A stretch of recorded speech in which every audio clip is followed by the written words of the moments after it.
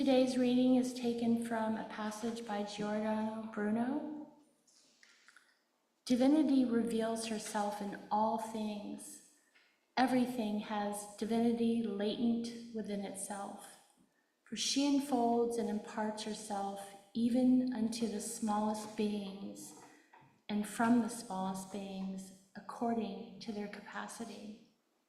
Without her presence, nothing would have being, because she is the essence of the existence of the first unto the last being.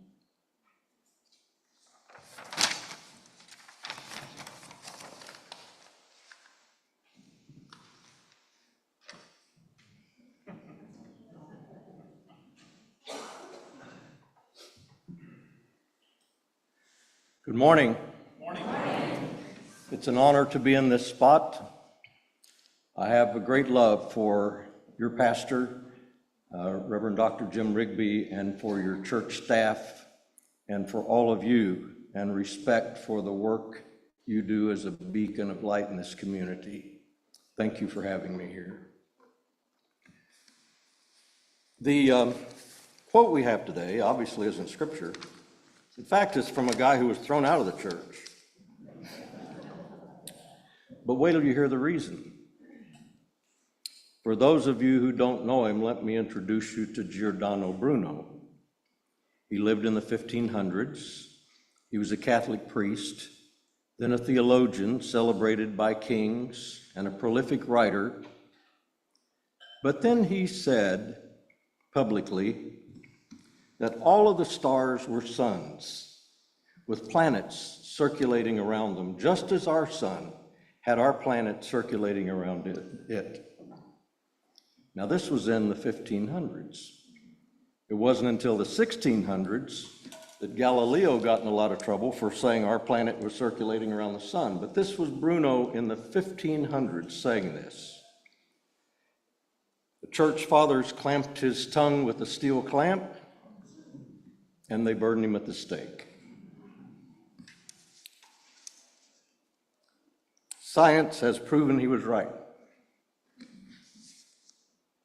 And he said in our quote today, now this is another place where he got in some trouble, because this quote was taken, when he did this quote, he attributed it to the goddess Venus, I think as a cloak, but later in later writings, he said the same thing attributable to himself, that all things were divine.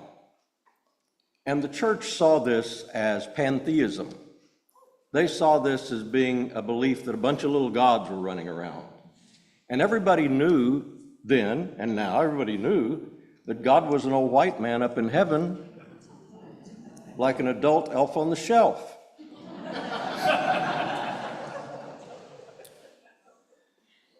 But that was a part of the sin of Giordano Bruno as far as the church was concerned.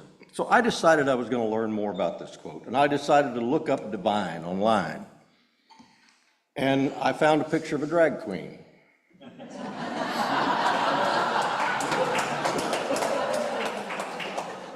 Now here's the thing, because I had misspelled divine. I mistakenly spelled it D-E-V-I-N-E instead of D-I-V-I-N-E. But divine, the drag queen, spelled her name D-I-V-I-N-E, but yet came up. And then when I spelled divine correctly, D-I-V-I-N-E, no drag queen came up. Now, what does that say about the analytics? But what I found was that divine means the essence of God, the essence of God, not reflecting God, not having God in the thing sometimes. What Giordano Bruno was saying, that everything is the essence of God. David, may we see that slide?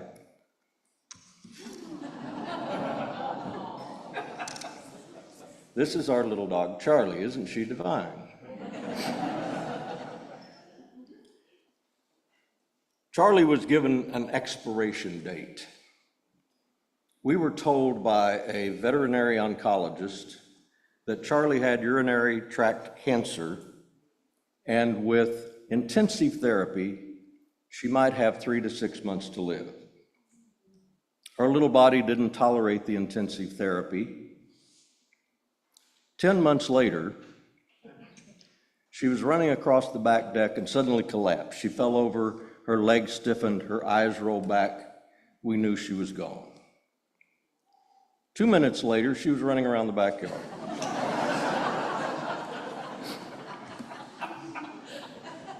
And now a veterinary cardiologist told us that, and showed us Charlie's grossly enlarged heart and her little valve that just waved like a flag, just like this. And with intense therapy, Charlie might last a few months. That was early last fall. The thing is, and the hitch is, the intense therapy included strong diuretics, and Charlie has to go outside and pee every 3 to 4 hours, 24 hours a day, 7 days a week, or her little lungs fill up with fluid and she'll pass away. That's the intense therapy. Now fast forward to the coldest, dankest, most awful night of the winter. There's sleet on the grass in the backyard. It's awful. The wind is just biting. And I'm taking Charlie out, and we take turns, but I'm taking Charlie out for her 3 a.m. And just as we get to the back door, she looks up at me, looks me right in the eye, and although she never does this, she peed right on the carpet.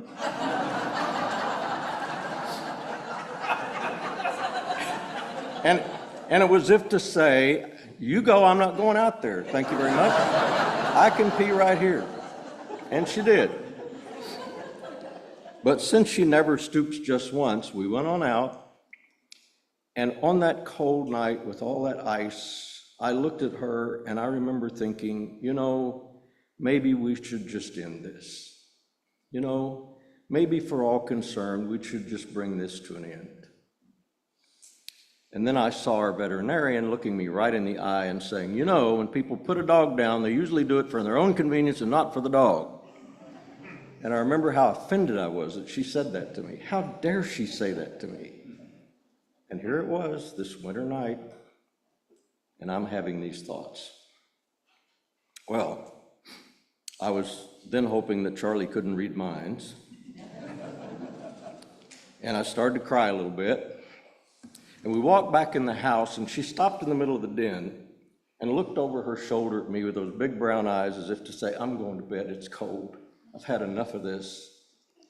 She went to sleep and I didn't. I was awake for a long time after that.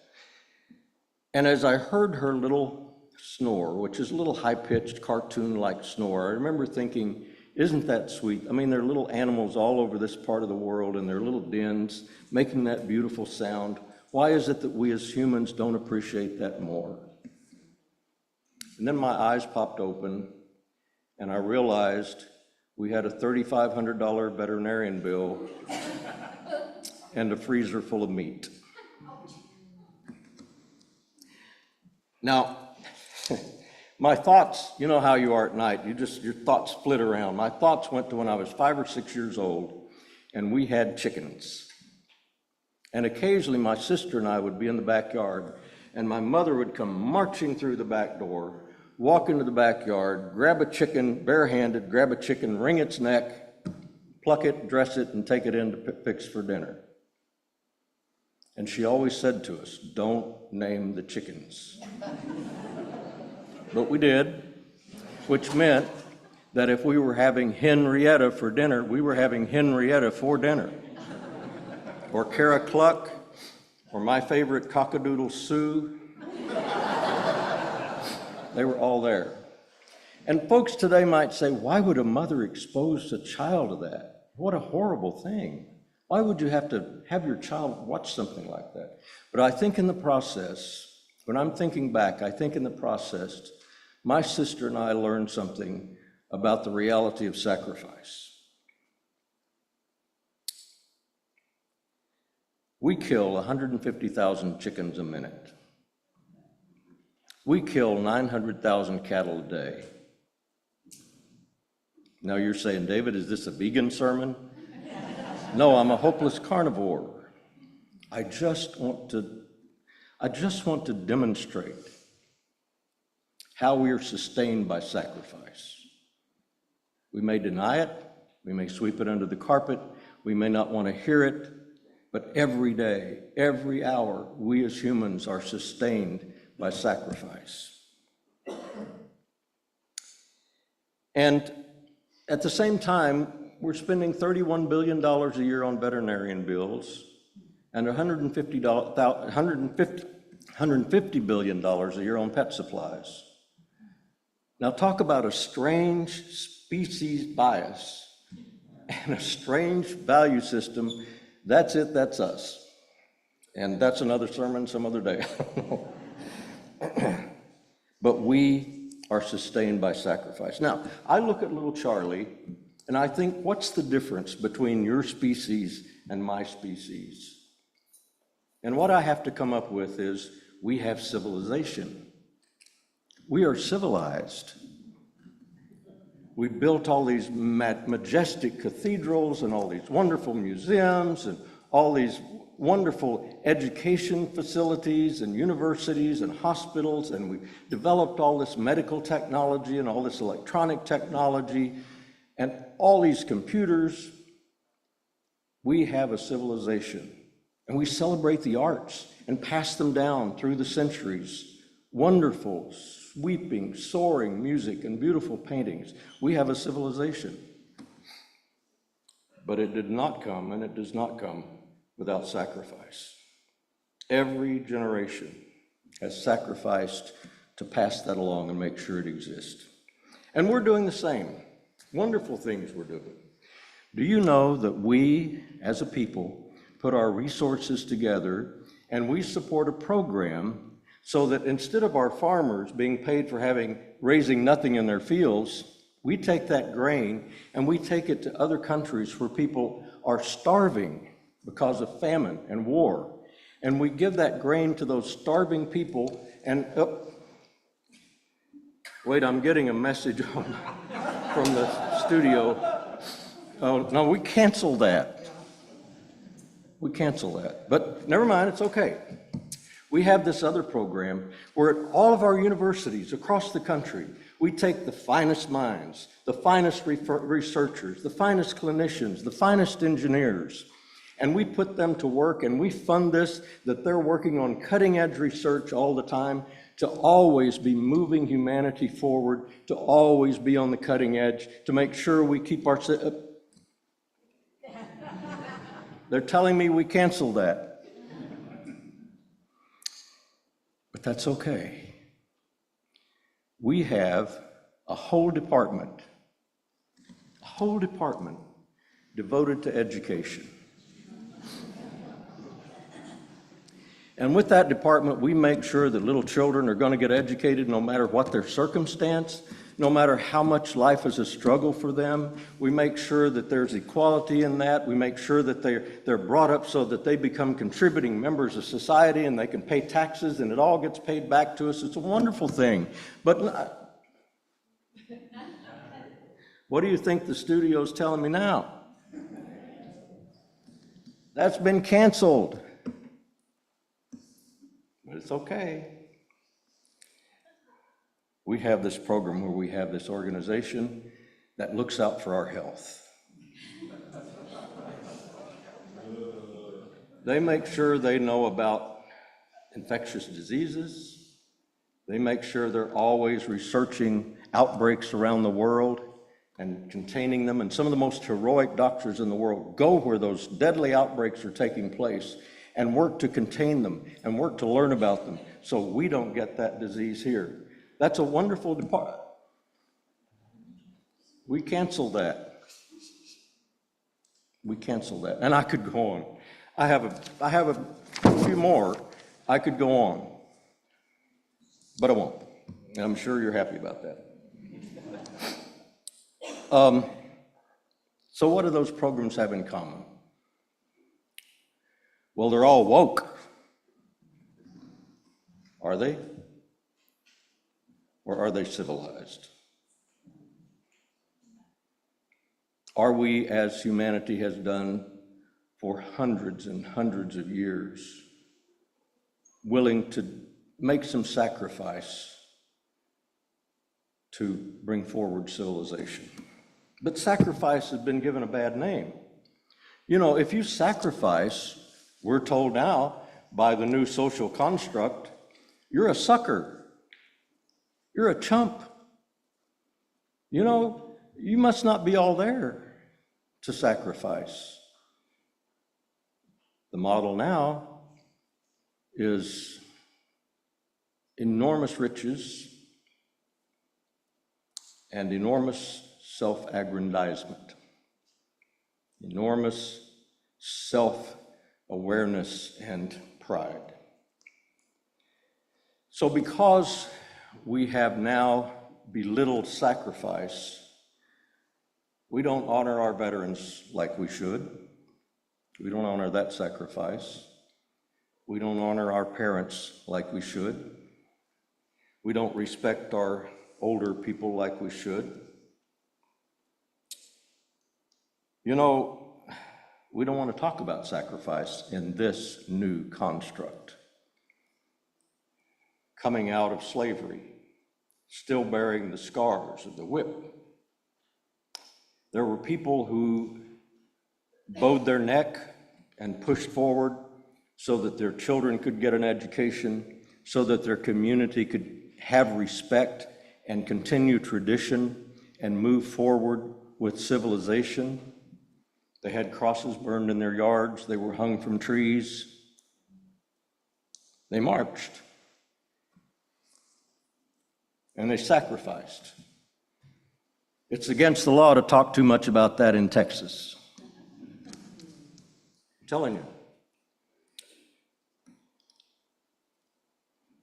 And for the LGBTQ community, during the AIDS crisis, young people who knew they only had a few months to live, their ribs showing in their emaciated bodies, kept going to the meetings, kept showing up at the rallies. When the Catholic Church took an onerous position toward the AIDS crisis, they sprawled out in the aisles at St. Patrick's Cathedral, screaming, "You're killing us." They sat in the streets, protesting the lack of funding for AIDS research.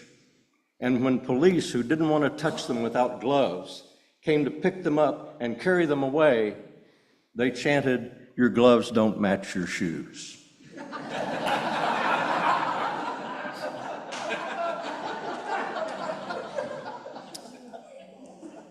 Knowing that they had, some of them knowing they only had a few months to live. They didn't do it for themselves. They did it for future generations' sacrifice. Now we're told the only sacrifice we've been called upon to do is pay higher prices so we can bring manufacturing back to America. Say the people who are building the robots who will do the manufacturing. But there have been regimes in the past who didn't respect sacrifice. There have been regimes in the past who halted the march of civilization or tried to. But to a regime, they have underestimated the power of the willingness of the individual to sacrifice for the benefit of others. So why am I here talking about altruism at a church? Altruism, the willingness to sacrifice for the benefit of others. Why am I here talking about that at a church? Because that ought to be the church.